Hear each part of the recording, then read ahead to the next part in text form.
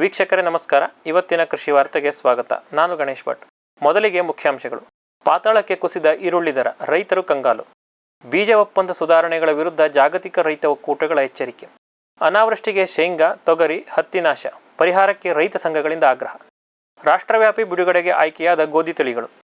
ತಾಮ್ರ ಆಧಾರಿತ ಶಿಲೀಂಧ್ರನಾಶಕಗಳ ಅನುಮೋದನೆಯನ್ನು ರದ್ದುಗೊಳಿಸಿದ ಫ್ರಾನ್ಸ್. ಇದೀಗ ವಾರ್ತೆಗಳ ವಿವರ.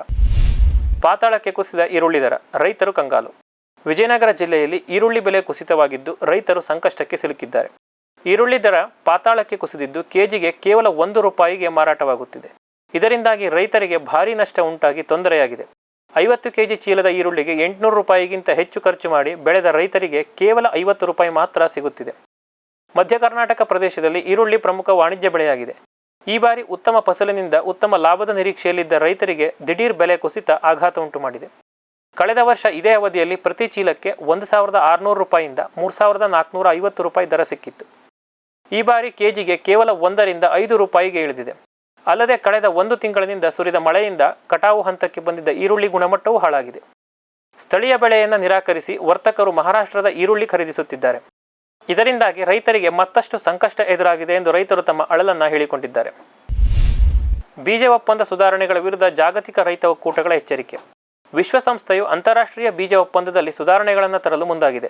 ಆಹಾರ ಮತ್ತು ಕೃಷಿಗಾಗಿ ಬಳಸುವ ಸಸ್ಯತಳಿ ಸಂಪನ್ಮೂಲಗಳ ಕುರಿತು ತರಲಿರುವ ಈ ಸುಧಾರಣೆಗಳ ಬಗ್ಗೆ ಜಾಗತಿಕ ರೈತ ಒಕ್ಕೂಟಗಳು ಮತ್ತು ನಾಗರಿಕ ಸಮಾಜ ಸಂಘಟನೆಗಳು ಎಚ್ಚರಿಕೆ ನೀಡಿವೆ. ಈ ಬದಲಾವಣೆಗಳು ರೈತರ ಹಕ್ಕುಗಳು ಮತ್ತು ಬೀಜಗಳ ಮೇಲಿನ ರಾಷ್ಟ್ರೀಯ ಸಾರ್ವಭೌಮತ್ವವನ್ನು ದುರ್ಬಲಗೊಳಿಸಬಹುದು ಎಂದು ಎಚ್ಚರಿಸಿವೆ. ಈ ಸುಧಾರಣೆಗಳು ಬಹುರಾಷ್ಟ್ರೀಯ ಬೀಜ ಕಂಪನಿಗಳಿಗೆ ಅನುಕೂಲಕರವಾಗಿವೆ. ಇದು ಸಾಕಷ್ಟು ಸುರಕ್ಷತಾ ಕ್ರಮಗಳಿಲ್ಲದೆ ಸಾಂಪ್ರದಾಯಿಕ ಬೀಜ ಪ್ರಭೇದಗಳನ್ನು ಬಳಸಿಕೊಳ್ಳಲು ಕಂಪನಿಗಳಿಗೆ ಅವಕಾಶ ನೀಡುತ್ತದೆ. ಭಾರತದ ರೈತ ಗುಂಪಿನ ರಾಷ್ಟ್ರೀಯ ಒಕ್ಕೂಟವಾದ ಭಾರತ್ ಬೀಜ್ ಸ್ವರಾಜ್ ಮಂಚ್ ವಿಶ್ವದಾದ್ಯಂತ 280ಕ್ಕೂ ಹೆಚ್ಚು ಸಂಸ್ಥೆಗಳು ಮತ್ತು 100ಕ್ಕೂ ಹೆಚ್ಚು ರೈತ ಒಕ್ಕೂಟಗಳೊಂದಿಗೆ ಆಹಾರ ಮತ್ತು ಕೃಷಿ ಸಂಸ್ಥೆಯ ಮಹಾನಿರ್ದೇಶಕ ಕ್ಯೂ ಡೋಂಗ್ಯೂ ಮತ್ತು ಒಪ್ಪಂದ ಕಾರ್ಯದರ್ಶಿ ಕೆಂಟ್ ನಾಡೋಜಿ ಅವರಿಗೆ ಪತ್ರವನ್ನು ಬರೆದು ತಮ್ಮ ಆಕ್ರೋಶವನ್ನು ವ್ಯಕ್ತಪಡಿಸಿವೆ. ಈ ಸುಧಾರಣೆಗಳು ರೈತರ ಹಕ್ಕುಗಳು ಮತ್ತು ಹಿತಾಸಕ್ತಿಯನ್ನು ಕಡೆಗಣಿಸಿದ್ದು ಇವುಗಳಲ್ಲಿ ಬದಲಾವಣೆಗಳನ್ನು ಮಾಡುವಂತೆ ಆಗ್ರಹಿಸಿವೆ. ಅನಾವೃಷ್ಟಿಗೆ ಶೇಂಗಾ, ತೊಗರಿ, ಹತ್ತಿ ನಾಶ, ಪರಿಹಾರಕ್ಕೆ ರೈತ ಸಂಘಗಳಿಂದ ಆಗ್ರಹ. ಬರದ ನಾಡಾಗಿರುವ ಮೊಳಕಾಲ್ಮೂರಿನಲ್ಲಿ ತೊಗರಿ, ಶೇಂಗಾ, ಹತ್ತಿ ಸೇರಿದಂತೆ ರೈತ ಬೆಳೆದಿರುವ ಹಲವು ಬೆಳೆಗಳು ಮಳೆಯಿಲ್ಲದೆ ಅನಾವೃಷ್ಟಿಗೆ ಒಣಗಿ ಹೋಗಿದ್ದು ರೈತರು ಭಾರೀ ಸಂಕಷ್ಟಕ್ಕೀಡಾಗಿದ್ದಾರೆ. ಉತ್ತರ ಕರ್ನಾಟಕದ ರೈತರಿಗೆ ಬೆಳೆ ನಷ್ಟ ಪರಿಹಾರ ಮತ್ತು ಸಾಲ ಮನ್ನಾ ಮಾಡಿದಂತೆ ಮೊಳಕಾಲ್ಮೂರು ತಾಲೂಕಿನ ರೈತರಿಗೂ ಪರಿಹಾರ ಘೋಷಿಸಬೇಕೆಂದು ರೈತ ಸಂಘಟನೆಗಳು ತಹಶೀಲ್ದಾರ್ ಮೂಲಕ ಮುಖ್ಯಮಂತ್ರಿಗಳಿಗೆ ಮನವಿ ಮಾಡಿವೆ. ಸತತ ಬರದಿಂದ ಮಳೆಯಿಲ್ಲದೆ ಈ ಬಾರಿ ಬೆಳೆಗಳೆಲ್ಲ ಒಣಗಿ ಹೋಗಿದ್ದು ಪ್ರತಿ ಎಕರೆಗೆ ₹50,000 ಬೆಳೆ ಪರಿಹಾರ ಘೋಷಣೆ ಮಾಡಬೇಕು. ಅಧಿಕಾರಿಗಳು ಖುದ್ದಾಗಿ ರೈತರ ಹೊಲಗಳಿಗೆ ಭೇಟಿ ನೀಡಿ ಪರಿಶೀಲಿಸಿ ವರದಿ ನೀಡಬೇಕು. ಎಲ್ಲೋ ಕುಳಿತು ಒಂದು ಕಡೆ ಸರ್ವೆ ಮಾಡಿ ಅವೈಜ್ಞಾನಿಕ ವರದಿ ನೀಡಬಾರದು. ಕಳೆದ ಬಾರಿ ಒಂದು ಪಂಚಾಯಿತಿಗೆ ಮಾತ್ರ ಬೆಳೆ ಪರಿಹಾರ ದೊರೆತಿದ್ದು ಬೇರೆ ಕಡೆ ಬೆಳೆ ನಷ್ಟವಾದ ರೈತರಿಗೆ ಪರಿಹಾರ ದೊರೆತಿಲ್ಲ ಎಂದು ಆಕ್ರೋಶ ವ್ಯಕ್ತಪಡಿಸಿದರು. ಅಲ್ಲದೆ ಕಳೆದ ಬಾರಿ ಅಧಿಕಾರಿಗಳ ತಪ್ಪಿನಿಂದಾಗಿ ಬೆಳೆ ಪರಿಹಾರಕ್ಕೆ ಸರ್ವೆ ನಂಬರ್ಗಳು ದಾಖಲಾಗದೆ ರೈತರು ನಷ್ಟ ಅನುಭವಿಸಿದ್ದರು. ಈ ಬಾರಿ ಹಾಗಾಗದಂತೆ ಎಚ್ಚರ ವಹಿಸಿ ಕಳೆದ ಬಾರಿಯ ನಷ್ಟವನ್ನು ಅಧಿಕಾರಿಗಳಿಂದ ವಸೂಲಿ ಮಾಡಿಕೊಡಬೇಕು ಎಂದು ಆಗ್ರಹಿಸಿದರು. ಇದೀಗ ಒಂದು ವಾಣಿಜ್ಯ ವಿರಾಮ. ರೈತ ಬಾಂಧವರ ಸೇವೆಗೆ ಫಾರಂ ಟಿವಿಯ ಮತ್ತೊಂದು ಹೆಜ್ಜೆ. ಅತ್ಯುತ್ತಮ ಲ್ಯಾಬ್ ಮತ್ತು ನರ್ಸರಿಯ ಟಿಶ್ಯೂ ಕಲ್ಚರ್ ಮತ್ತು ಬೀಜ ಗಿಡಗಳು, ಗುಗಳೆ ಬಯೋಟೆಕ್ನ ಜಿನಿನ್ ಮತ್ತು ಏಲಕ್ಕಿ ಬಾಳೆ ಟಿಸಿ ಗಿಡಗಳು, ರೋಗರಹಿತ ದಾಳಿಂಬೆ ಮತ್ತು ಶೀಘ್ರ ಬೆಳೆಯುವ ತೇಗದ ಟಿಶ್ಯೂ ಕಲ್ಚರ್ ಗಿಡಗಳು, Taiwan red lady hybrid F1 ಮತ್ತು ನಂಬರ್ 15 ಪಪಾಯ ಬೀಜ ಗಿಡಗಳು. ಹಿಂದೆ ಕರೆ ಮಾಡಿ ಗಿಡ ಕಾಯ್ದಿರಿಸಿ. ಶ್ರಮಜೀವಿ ಫಾರ್ಮ್ ಟಿವಿಯಿಂದ ಜಸ್ಟ್ ಸೀಡ್ಸ್, ಕೈತೋಟ, ಸ್ವಂತಕ್ಕೆ ಬೆಳೆ ಮತ್ತು ತಾರಸಿ ತೋಟಗಳಿಗೆ ತರಕಾರಿ ಮತ್ತು ಹೂ ಬೀಜಗಳು, IIHR ಮತ್ತು ತೋಟಗಾರಿಕೆ ವಿಶ್ವವಿದ್ಯಾಲಯದ ಅಧಿಕ ಇಳುವರಿಯ ಸುಧಾರಿತ ತಳಿ ಹಾಗೂ ಹೈಬ್ರಿಡ್ ಬೀಜಗಳು. ₹50 ಚಿಕ್ಕ ಪ್ಯಾಕೆಟ್ನಲ್ಲಿ UPI ಮೂಲಕ ಹಣ ಪಾವತಿಸಿದರೆ ಅಂಚೆ ಮೂಲಕ ಬೀಜ ನಿಮ್ಮ ಮನೆ ಬಾಗಿಲಿಗೆ. ಅಧಿಕೃತ ತಳಿಗಳ ನಿಜ ಬೀಜಗಳು. ಫಾರ್ಮ್ ಟಿವಿಯ ಮೊಳಕೆ guarantee. Just seeds. Farm TV ವೀಕ್ಷಕ ರೈತರ ಬೆಳೆ ರಕ್ಷಣೆ ಈಗ ಹಿಂದೆಂದಿಗಿಂತ ಸುಲಭ, ಸರಳ, ಸುರಕ್ಷಿತ. ಶ್ರಮಜೀವಿಯಿಂದ ಸೂಕ್ಷ್ಮ ಪೋಷಕಾಂಶ, ಸೂಕ್ಷ್ಮಾಣುಜೀವಿ ಮತ್ತು ಬೇರುವರ್ಧಕಗಳು, ಕಾಳುಮೆಣಸು ಸೊರಗು ರೋಗ ತಡೆಗೆ ಟ್ರೈಕೋಡರ್ಮಾ ಸುಡೋಮೋನಾಸ್, ಸಮೃದ್ಧ ಬೆಳವಣಿಗೆ, ರೋಗ ನಿರೋಧಕ ಶಕ್ತಿಗೆ IISR ಪೆಪ್ಪರ್ ಸ್ಪೆಷಲ್, ಕೋಕೋ ಗಿಡಗಳ ಆರೋಗ್ಯಕ್ಕೆ ಜಿಂಕ್ ಸಲ್ಫೇಟ್ ಮತ್ತು ಫೆರಸ್ ಸಲ್ಫೇಟ್, ಅಡಿಕೆ ಹಿಡಿಮುಂಡಿಗೆ ನಿರ್ವಹಣೆಗೆ ರೂಟ್ ಪವರ್, ಜಿಂಕ್ ಮತ್ತು ಬೋರಾನ್, ಖಚಿತ ಗುಣಮಟ್ಟ, ಪ್ರಾಮಾಣಿಕ ಬೆಲೆ, ನಿರಂತರ ಸಲಹಾ ಸೇವೆ. ನಮ್ಮಿಂದಲೇ ಖರೀದಿಸಿ, ನಮ್ಮ ಬದ್ಧತೆಯ ಸೇವೆಗೆ ಬೆಂಬಲ ನೀಡಿ. ಸಮೃದ್ಧ ಸಾವಯವ ಗೊಬ್ಬರ, ಎಂಎಸ್ಜಿಪಿ ಮತ್ತು ಕೆಸಿಡಿಸಿ ಉತ್ಪಾದನೆ, ಫಾರ್ಮ್ ಟಿವಿಯಿಂದ ಸರಬರಾಜು. ಅತಿ ಕಡಿಮೆ ಬೆಲೆಗೆ ಅತ್ಯುತ್ತಮ ಗೊಬ್ಬರ. ಇಲ್ಲ ಭಾರಲೋಹ, ಕೃಷಿ ವಿಶ್ವವಿದ್ಯಾಲಯದಿಂದ ಪರೀಕ್ಷಿತ ಸಾವಯವ ಇಂಗಾಲ, ಎನ್ಪಿಕೆ, ಪಿಎಚ್, ಇಸಿ ಎಲ್ಲ ನಿಗದಿತ ಮಿತಿಯಲ್ಲಿ. ಅಡಿಕೆ, ತೆಂಗು, ಬಾಳೆ, ಕಾಫಿ, ದಾಳಿಂಬೆ, ದ್ರಾಕ್ಷಿ, ಕಬ್ಬು, ಭತ್ತ, ಜೋಳ, ಹತ್ತಿ ಹೀಗೆ ಎಲ್ಲಾ ಬೆಳೆಗಳಿಗೂ ಪ್ರಶಸ್ತ. ಜೀವಂತ ಮಣ್ಣು, ಸಮೃದ್ಧ ಬೆಳೆ, ಅತ್ಯಧಿಕ ಲಾಭಕ್ಕೆ ಬಳಸಿ ಸಿಟಿ ಕಾಂಪೋಸ್ಟ್.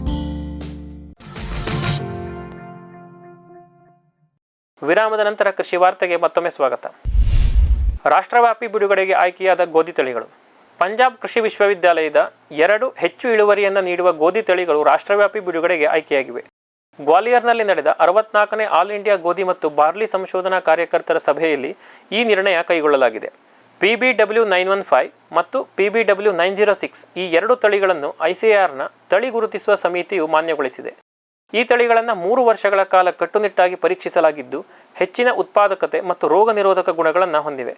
PBW915 ತಳಿಯು ಬಿಹಾರ, ಪೂರ್ವ ಉತ್ತರ ಪ್ರದೇಶ, ಜಾರ್ಖಂಡ, ಒಡಿಶಾ, ಪಶ್ಚಿಮ ಬಂಗಾಳ, ಅಸ್ಸಾಂ ಸೇರಿದಂತೆ ಈಶಾನ್ಯ ಬಯಲು ವಲಯದಲ್ಲಿ ಸಕಾಲಿಕ ನೀರಾವರಿ ಇರುವ ಪ್ರದೇಶಗಳಲ್ಲಿ ಸೂಕ್ತವಾಗಿದೆ. ಪ್ರತಿ ಹೆಕ್ಟೇರ್ಗೆ ಸರಾಸರಿ 52.5 ಕ್ವಿಂಟಾಲ್ ಇಳುವರಿಯನ್ನು ನೀಡುತ್ತದೆ. ಅಲ್ಲದೆ ಗೋಧಿಯಲ್ಲಿ ಬರುವ ಹಳದಿ ಮತ್ತು ಕಂದು ತುಕ್ಕು ರೋಗಗಳಿಗೆ ನಿರೋಧಕತೆಯನ್ನು ಇದು ಹೊಂದಿದೆ. PBW906 ಅನ್ನು ಮಧ್ಯಪ್ರದೇಶ, ಛತ್ತೀಸ್ಗಢ, ಗುಜರಾತ್, ರಾಜಸ್ಥಾನದ ಕೆಲವು ಭಾಗಗಳು ಮತ್ತು ಉತ್ತರ ಪ್ರದೇಶದ ಝಾನ್ಸಿ ಪ್ರದೇಶವನ್ನು ಒಳಗೊಂಡಂತೆ ಕೇಂದ್ರ ವಲಯದಲ್ಲಿ ಬಿತ್ತನೆಗಾಗಿ ಶಿಫಾರಸು ಮಾಡಲಾಗಿದೆ. ಇದು ಪ್ರತಿ ಹೆಕ್ಟೇರ್ಗೆ 67.4 ಕ್ವಿಂಟಾಲ್ ಸರಾಸರಿ ಇಳುವರಿಯನ್ನು ಹೊಂದಿದೆ. ಅಲ್ಲದೆ ಕಂದು ತುಕ್ಕು ರೋಗಕ್ಕೆ ನಿರೋಧಕತೆಯನ್ನು ಮತ್ತು ಕಪ್ಪು ತುಕ್ಕು ರೋಗಕ್ಕೆ ಪ್ರತಿರೋಧಕ ಶಕ್ತಿಯನ್ನು ಹೊಂದಿದೆ. ಈ ತಳಿಗಳು ರೈತರಿಗೆ ಉತ್ತಮ ಇಳುವರಿ ಮತ್ತು ರೋಗ ನಿರೋಧಕತೆಯನ್ನು ನೀಡುವ ಮೂಲಕ ಆಹಾರ ಭದ್ರತೆ ಮತ್ತು ಸುಧಾರಿತ ಕೃಷಿ ಆದಾಯಕ್ಕೆ ಕೊಡುಗೆ ನೀಡುವ ನಿರೀಕ್ಷೆ ಇದೆ ಎಂದು ವಿಶ್ವವಿದ್ಯಾಲಯದ ಉಪಕುಲಪತಿ ಡಾಕ್ಟರ್ ಸತಬೀರ್ ಸಿಂಗ್ ಗೋಸಲ್ ತಿಳಿಸಿದ್ದಾರೆ. ತಾಮ್ರ ಆಧಾರಿತ ಶಿಲೀಂಧ್ರನಾಶಕಗಳ ಅನುಮೋದನೆಯನ್ನು ರದ್ದುಗೊಳಿಸಿದ ಫ್ರಾನ್ಸ್ ದೇಶವು 20 ತಾಮ್ರ ಆಧಾರಿತ ಶಿಲೀಂಧ್ರನಾಶಕಗಳ ಅನುಮೋದನೆಯನ್ನು ರದ್ದುಗೊಳಿಸಿದೆ. ಇದರಿಂದಾಗಿ ಸಾವಯವವಾಗಿ ದ್ರಾಕ್ಷಿಯನ್ನು ಬೆಳೆಯುವ ರೈತರು ಕಳವಳಗೊಂಡಿದ್ದಾರೆ. ಬೂಜುತುಪ್ಪಟದ ರೋಗದ ನಿಯಂತ್ರಣಕ್ಕೆ ಕಡಿಮೆ ಖರ್ಚಿನಲ್ಲಿ ಸಿಗುತ್ತಿದ್ದ ಶಿಲೀಂಧ್ರನಾಶಕಗಳನ್ನು ಕಳೆದುಕೊಳ್ಳುವ ಭಯವನ್ನು ಎದುರಿಸುತ್ತಿದ್ದಾರೆ. ದೇಶದ ಆಹಾರ ಸುರಕ್ಷತಾ ಪ್ರಾಧಿಕಾರವಾದ ಆನ್ಸೆಸ್ ಶಿಲೀಂಧ್ರನಾಶಕಗಳಿಗೆ ಅನುಮೋದನೆಯನ್ನು ನವೀಕರಿಸಲು ನಿರಾಕರಿಸಿದೆ. ಈ ನಿಷೇಧವು ಕೋಸೈಡ್ 2000 ಮತ್ತು ಕೋಸೈಡ್ ಫ್ಲೋನಂತಹ ಪ್ರಸಿದ್ಧ ಉತ್ಪನ್ನಗಳನ್ನು ಸೇರಿದಂತೆ ಎಲ್ಲ ಪುಡಿ ರೂಪದ ಶಿಲೀಂಧ್ರನಾಶಕಗಳನ್ನು ಒಳಗೊಂಡಿದೆ. ಚಾಂಪ್ ಫ್ಲೋ ಆಂಪ್ಲಿ ಮತ್ತು ಹೆಲಿಯೋಕ್ಯೂರೆ ಎಂಬ 2 ಉತ್ಪನ್ನಗಳನ್ನು ಮಾತ್ರ ಅಧಿಕೃತವಾಗಿ ಅನುಮೋದನೆ ಪಡೆದಿದ್ದು, ಇವುಗಳ ಬಳಕೆಗೂ ಕೂಡ ಕಠಿಣ ನಿರ್ಬಂಧಗಳಿವೆ. ದ್ರಾಕ್ಷಿ ತೋಟದಲ್ಲಿ ಕೆಲಸ ಮಾಡುವ ಕಾರ್ಮಿಕರ ಆರೋಗ್ಯದ ಮೇಲಾಗುವ ಅಪಾಯಗಳನ್ನು ಉಲ್ಲೇಖಿಸುವ ಮೂಲಕ ಆನ್ಸೆಸ್ ತನ್ನ ಕ್ರಮವನ್ನು ಸಮರ್ಥಿಸಿಕೊಂಡಿದೆ. ಶಿಲೀಂಧ್ರನಾಶಕಗಳನ್ನು ಬಳಸುವಾಗ ಅಪಾಯಗಳನ್ನು ತಡೆಯುವುದು ತಯಾರಕರ ಜವಾಬ್ದಾರಿಯಾಗಿದೆ. ಆದರೆ ಅವರು ಬಳಕೆದಾರರಿಗೆ ಸಾಕಷ್ಟು ಸುರಕ್ಷತಾ ಕ್ರಮಗಳನ್ನು ಒದಗಿಸಲು ವಿಫಲರಾಗಿದ್ದಾರೆ ಎಂದು ಪ್ರಾಧಿಕಾರ ತಿಳಿಸಿದೆ. ಹೊಸ ನಿಯಮಗಳ ಪ್ರಕಾರ ಪ್ರತಿ ಹೆಕ್ಟೇರ್ಗೆ ವರ್ಷಕ್ಕೆ ಗರಿಷ್ಠ 4 ಕಿಲೋಗ್ರಾಂಗಳಷ್ಟು ಮಾತ್ರ ತಾಮ್ರ ಆಧಾರಿತ ಶಿಲೀಂಧ್ರನಾಶಕಗಳನ್ನು ಬಳಸಬೇಕು. ಪ್ರತಿ ಬಳಕೆಯ ನಡುವೆ ಕನಿಷ್ಠ 7 ದಿನಗಳ ಅಂತರವಿರಬೇಕು. ವಸತಿ ಪ್ರದೇಶಗಳು ಮತ್ತು ನೀರಿನ ಮೂಲಗಳ ಬಳಿ ಬಳಸುವಂತಿಲ್ಲ. ಹೂ ಬಿಡುವ ಸಮಯದಲ್ಲಿ ಇವುಗಳ ಬಳಕೆಯನ್ನು ಸಂಪೂರ್ಣವಾಗಿ ನಿಷೇಧಿಸಲಾಗಿದೆ. ಇವಿಷ್ಟು ಇವತ್ತಿನ ಕೃಷಿ ವಾರ್ತೆ. ಕೃಷಿಯ ನಿರಂತರ ಕಾರ್ಯಕ್ರಮಗಳಿಗಾಗಿ ವೀಕ್ಷಿಸಿ ಫಾರ್ಮ್ ಟಿವಿ. ನಮಸ್ಕಾರ.